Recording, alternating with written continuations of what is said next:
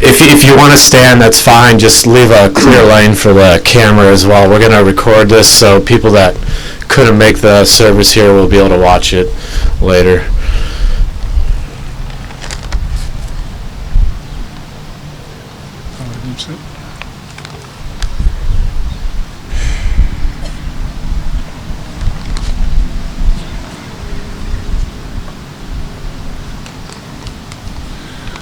Well, first of all, thank you all for coming. Excuse me. It's a very sad moment, and it makes us feel so much better that we can see there's such an outpouring of support for Ben and all things connected with that. I'd like to talk a little bit about Ben's life and how he became Ben, and to do so, I think that I also want to talk about my interaction with Ben throughout his life, and what I remember as being important moments. And first of all, I'd like to say that we were married in '73. And we moved to Colorado after living in Princeton a little bit. And in Colorado, we had the dream that we could build a house on the mountains, and live up there while I was working, go home there every day. And this was a very wilderness type area. But we went ahead and we did it. We built a house up in the mountains. We had to build most of it ourselves with our own hands. And when it was finished in 78 and 79, that's when Ben's was on the way. Ben was supposed to be born in 79, actually, because I think his due date for being born was in late December. We said, well, maybe it'll be a Christmas baby, And it didn't turn out that way. We waited. We said, well, maybe he'll be a New Year's Day baby. The first one of the year, nothing. No sign Bonnie was getting ready at all. We waited and waited, and finally on October 12th, we're at home, January 12th, 1980, we were at home and up in the mountains where there's a lot of snow and it's hard to get down at night, and Bonnie's water broke. Boom. I think this is the time, we thought. So, let's drive into town. This ought to go real fast now. The water's already broken and labor goes fast. Well, 24 hours later, he still wasn't there. And Bonnie was exhausted. The part of the problem was she just wasn't progressing beforehand, and so all of a sudden her water breaks, and here he's got to come, and she hasn't had a baby before, and so that's how that worked. But so they did a cesarean section. That's how Ben was born. I can remember to this day his birth. They opened her up and took him out, and I remember looking at him. You could see him, just his head at first. They aspirated it, and he took his first breath. And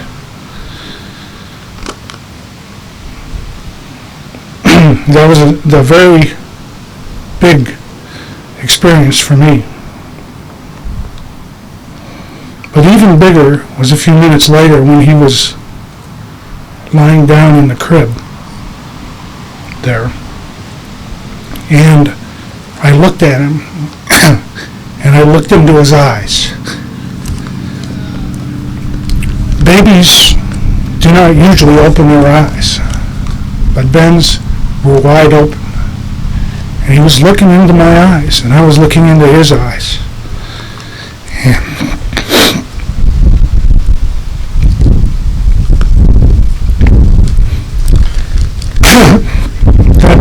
And something I remember so clearly. It was so surreal. It changed me. When we brought him home to the mountains, and he was growing up, I used to hold him all the time. I had him on my arm. He was like an appendage. I learned to hold him. They lay their head on their arm and their butt's over here, and you put your hand on your butt and you walk around. I just had him like an appendage. I never put him down. Carried him all around, no matter what I was doing. And we were very bonded in that sense. We did everything together. We read books every night. I would read and kind of act out the stories, and he would be very excited. And later, we moved down into town because I was going to try to find a faculty job at a university, and I had to get ready to move somewhere, so we wanted to relocate from the mountains where it was very hard to sell a house. We moved into town. And when we were living in town, a lot of things changed for Ben. He was getting a little older. He was 4 or 5 years old, and he suddenly had a group of friends. And friends meant a lot to him, particularly at that point, because when we lived in the mountains, he never had friends. There were no other people. There was just us. And aside from a babysitter during the day, he really didn't have a lot of interaction with other kids. But when we moved down, he did. And that really opened him up and I think made him a much happier, more vibrant kid. But it was something back in those days that changed him more than you would realize. And it was a movie that we watched, The Never-Ending Story. Have any of you heard of that movie? He was like 4 or 5 years old, and he'd watch it. He was amazed by the graphics, and for days afterwards, we talked about what it meant.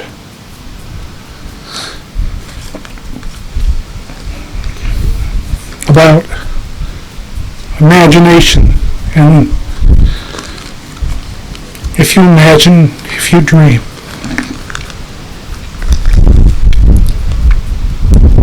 that world becomes real.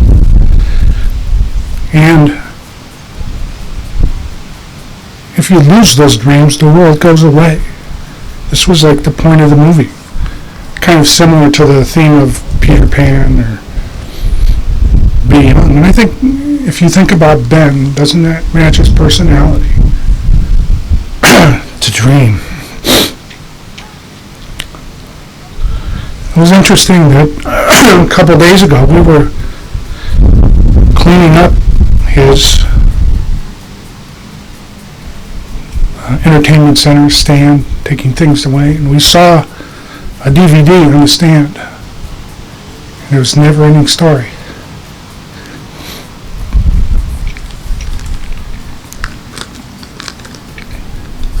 Well, let me go on a little bit. Ben, when we were living in Fort Collins, Ben began to learn how to play video games, and he got attached to that kind of thing. And I always had my computers and terminals to a larger mainframe somewhere, and I would work at home, and he saw me doing that, and he was, of course, we were always doing things together like this, and he became very interested in that. When we moved to Madison in 1988, it became much more computer-oriented with my job, and I'd bring more things home. Ben was interested. I should say at the time in Madison, he again made a lot of friends. He played soccer. He did a lot of things, piano, soccer. He did tumbling and things like that outside. He then got into baseball before going into school, where he went to track. He was into a lot of athletics back then. But he was also at home interested in computers. And he did science projects and tried to do interesting things. Back when he was in the 6th grade or so, I don't remember exact time, he he built this laser, which he's still proud of. I saw it still in his stuff. He still carries it around. He built a laser, and we ordered the parts online. And he put it together. I helped him put it together. I showed him, I'll do this, and it worked. He brought it into school for a science project. And everybody was really impressed, and Ben was jazzed. He just loved doing this stuff. And certainly, and just after that, or around that same time, he saw me with my computer. He was using my computer. He wanted his own, and there were a lot of money back there. So we said, well, we could probably build our own computer. I've known other people that do this. And there was this magazine, Computer Shopper, where you could buy the parts. You could buy, the case and the motherboards and all the things that go into it. And we bought all the parts, and Ben, pretty much on his own, put it together in the 6th grade. He started learning BASIC and becoming a computer expert at that age. He went into middle school, was already learning a lot about computers and developing software, but he had another hobby with the computers, and that was chatting, America Online chatting. He would stay up. This was back around middle school age and into early high school. He would stay up late at night and chat to people all over the country. And what he was most interested in was finding girls, but it's not just like that. He looked for girls who were lost souls, who were depressed, and something was wrong. And he'd stay up into the night trying to talk them up to feel better. Most of these girls he never actually saw physically. There were a few he said, I'd like to go visit this particular individual, but he just cared. And I think at the time it was partially because of his own depression. He made himself feel better by making others feel better. And that was his solution.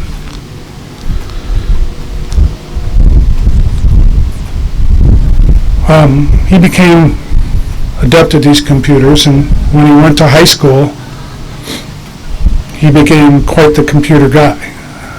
He rewired his high school with Stunt. Did Stunt come here? One of his advisors, he rewired the entire high school for internet. Built hubs. Made the computer laboratory work. He was the computer guy. He was also the sound guy. Audio-visual. He would go and record all the school plays and things like this, and he would make DVD or CDs of the school plays and give them out to families. He tried to start a business. I don't know if he ever made any money at it. But he was really the AV computer guy in high school. That's what he did. But he wasn't just that. He was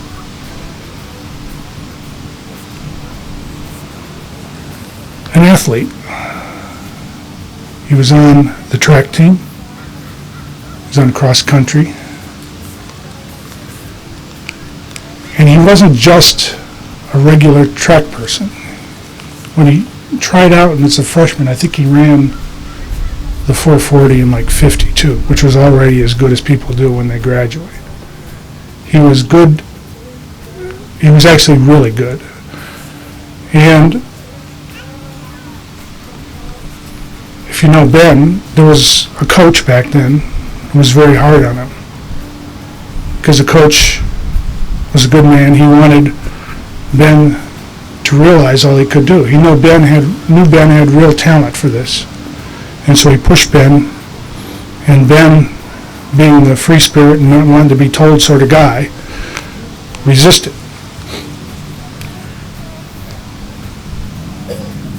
he thought he was good and he didn't need these people telling him anything. And he took up smoking, so he could smoke in front of the coach on the track while they were waiting. And then he'd go out and blow the doors off of every other player, just to show them. That didn't work out very well in the long run. But in the meantime, when he went into high school, he was Mr. Scientist. He was into math. He was into science. And he was taking all the advanced classes, college level type classes, going right in. And this hobby that he had of staying up all night, talking to women around the country and trying to solve their problems for him, kept him up and kept him from doing his homework. And he started to fall behind. He started to actually flunk classes by the time he got to junior and senior year. But he thought some things were more important than that. And that was these friends he had online. So when he graduated, when he was going to graduate, and he did, he had 2 English classes left because he had taken all his classes before he went on this skid. He only had 2 classes left he had to pass, but he had to pass them. And it was a struggle, and he passed them, and from his history, they let him into college.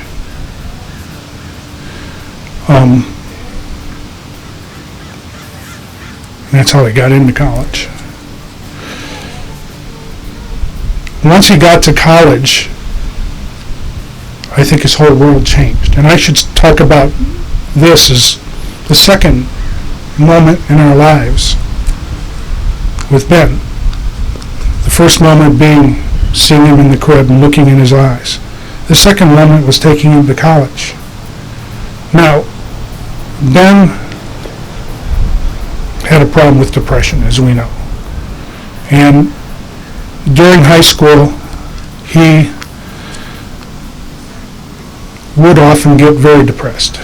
Sometimes I feared what was going to come of it. I worried something was going to happen.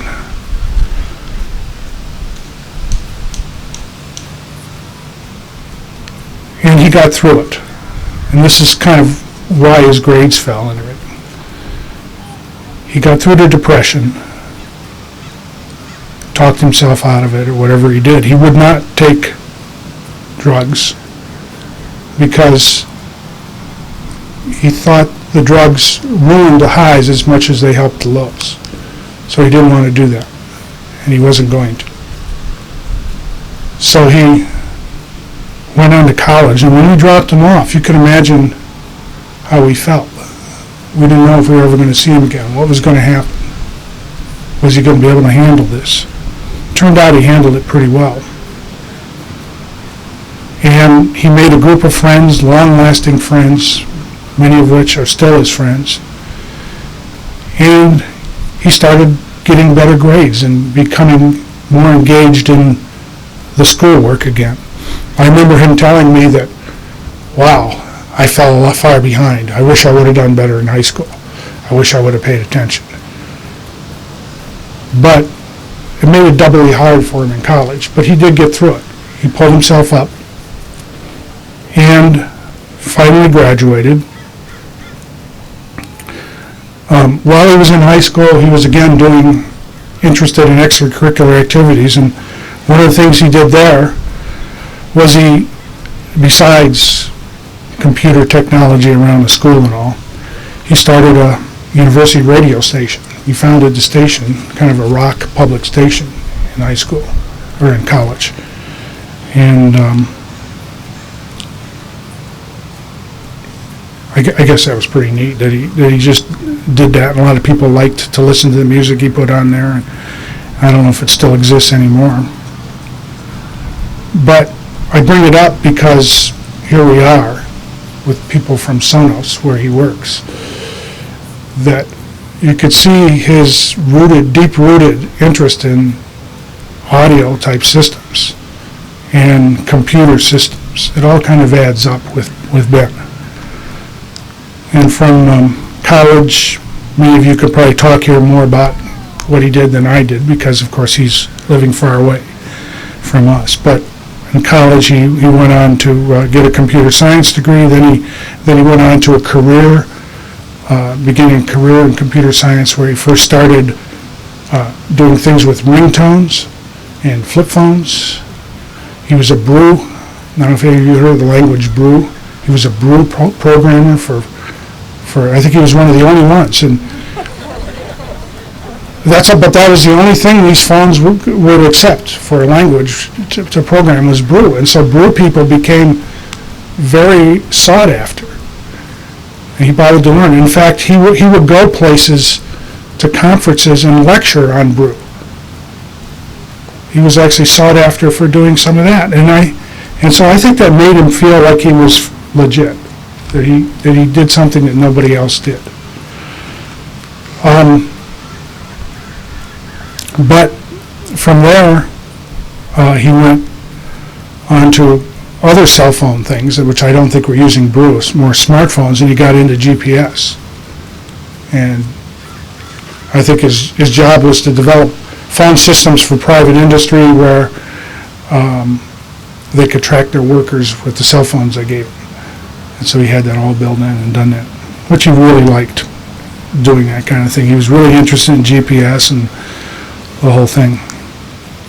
And then he came here. He got this job with Sonos. And I think this was his dream job because it combined his interest in audio-visual, audio in particular, the cell phone, the technology, and since Sonos is always moving forward, it gave him a chance to try to do stuff that nobody else has ever done. It was perfect for him. Anyway, that's the story of Ben. You know the rest of it probably better than I do. But that's all I have to say. Rest in peace, Ben.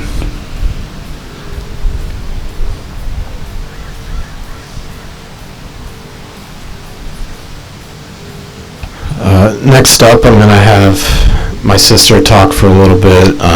After that, we'll take a short break and grab some food and then kind of reconvene.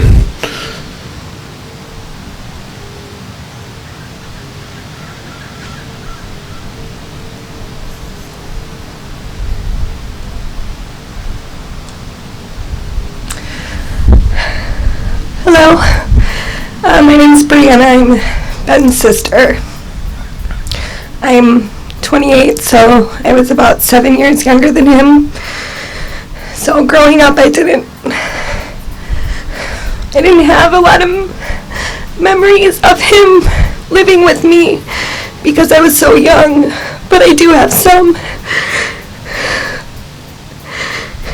We were very different, which a lot of you know that. But I'd like to share a part of his life later on that some of you might not know. He used to have a dog. It wasn't a dog that he grew up with in his child years, but it was one that he bought, and then he named it, and he cared for it all on his own. It was the perfect dog for him. It was beautiful, loving, neat, and rare. He was a Bernese mountain dog, if you have ever seen one. They're huge, really fluffy and loving. He was brown and black, and incredibly gorgeous, handsome and kind, just like Ben. This dog made all the ladies stop because of his charm and his dashing good looks. He would bring the dog home for Christmas, and one of my parents' dogs, Frankie, he would get upset, mainly out of jealousy, mom would give him all the attention. But the dog would just love and forget and carry on the day like nothing happened and love Frankie. That's pretty much how Ben would act if, let's say, I overreacted at Christmas, like I did every Christmas. I would throw a stupid tantrum, and he would forgive, love, and carry on. Usually carry on by trying to get the $20 grab bag.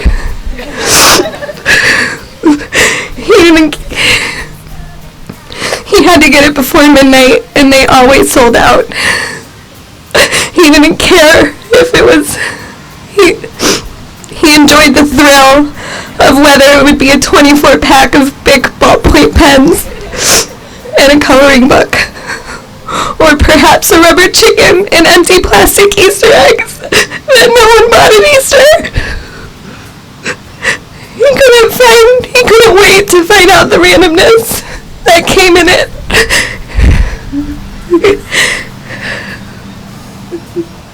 His dog had health issues, just like any dog, but he kept smiling no matter what, and then passed away early.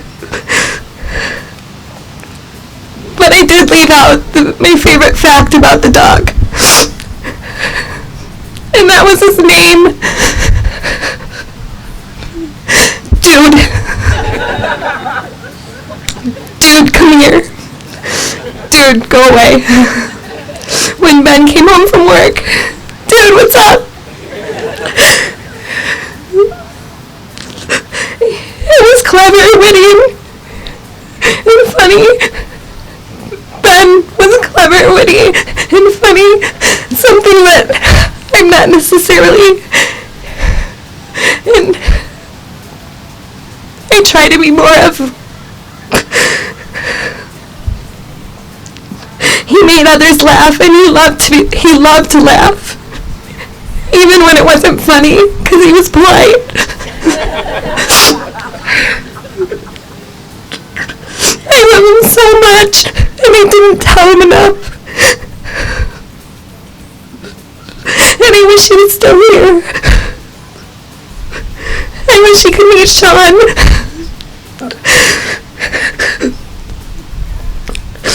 I wish he was here to hate my horrible Christmas gifts and drink an Irish car bomb with Ted and I.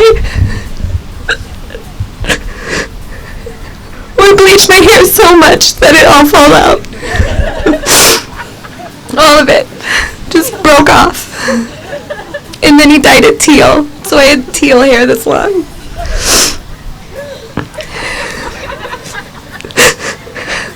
And that was right before prom.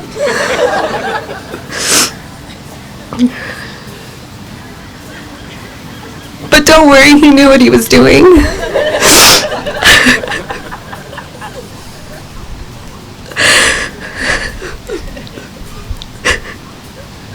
I wish he hadn't left so soon. I still had my whole life to get to know him.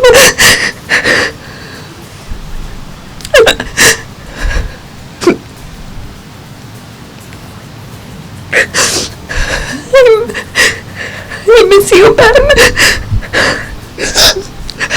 Thank you.